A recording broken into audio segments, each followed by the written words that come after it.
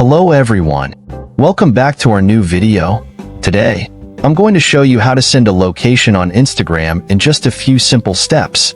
If you're looking for a way to send your current live location or any other location on your Instagram chat message, I'll walk you through a few simple steps.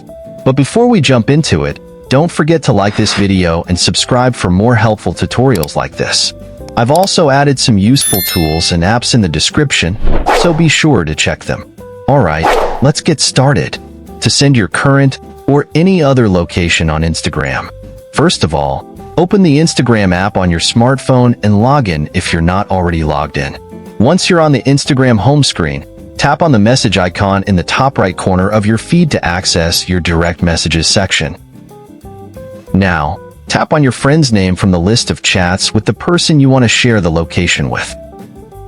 Once you're on the chat conversation screen, tap on the plus icon next to the message input box at the bottom of the screen. A pop-up options menu will appear. From here, tap on location. Instagram will now display your current location. Simply tap on the share your location button at the bottom of the screen.